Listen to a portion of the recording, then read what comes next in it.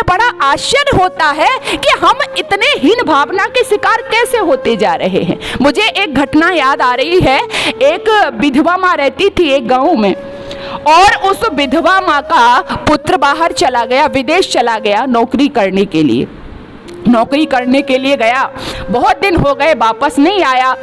2-3 साल तो बुढ़िया ने उसके पास जो धन था उससे वो अपना गुजारा करती रही, लेकिन 2-3 साल बाद जब वो पैसे खर्च हो गए बेचारी, अब क्या करती? अब वो भीख मांगने के लिए मजबूर हो गई। भीख मांग करके अपना गुजारा करने लगी। एक दिन एक व्यक्ति ने कहा कि अरे अम्मा, तेरा बेटा तो बड़ा बेकार निकला, जब यहाँ से गया तो वापस मुड़ करके उसने देखा भी नहीं। तो माँ ने कहा, उस अम्मा ने कहा, नहीं नहीं, ऐसी बात नहीं है, मेरा बेटा मेरे लिए चिट्ठियाँ भेजता है। तो बोले चिट्ठियाँ ही भेजता है, धन नहीं भेजता? बोली हाँ, कुछ रंगीन कागज के टुकड़े भी भेजता है। व्यक्ति गए, अंदर गए, जाकर के देखा तो अम्मा ने वो चिट्ठियाँ सजा रखी थी, और चिट्ठियों के पास में ही रंगीन कागज के टुकड़े, जिनको अम्मा कह रही थी वो ड्राफ्ट थे।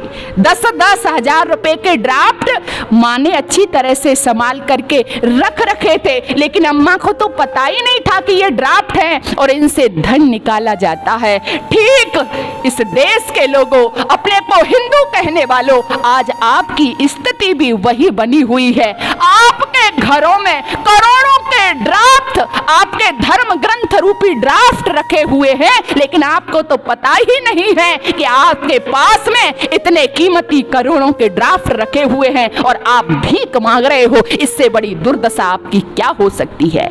आपके यहाँ, आपके पास वेद, आपके साथ गीता, आपके पास उपनिषद, आपके पास उपवेद, आपके पास महाभारत, ऐसे ऐसे धर्म ग्रंथ, ऐसे ऐसे महापुरुष, ऐसी ऐसी आपकी संस्कृति, सभ्यता, परंपराएं, और आज आपको हीन भावना का शिकार होना पड़ रहा हो, तब मेरे दिल में वेदना होती है। जिस देश में मीरा जैसा भाव हो, जिस देश के पास में सूरदास जैसी भक्ति हो, जिस देश के पास में कबीर जैसी मुक्तता हो, जिस देश के पास में राणा जैसा साहस हो, जिस देश के पास में राम और भरत जैसा त्याग हो, उस देश के लोग अपने आप को हीन भावना का शिकार मत कर ले। उससे ज्यादा डूब मरने की बात और कोई हो नहीं सकती है। इसलिए आइए, समय रहते हमको जागना होगा, समय रहते हमें चेतना होगा।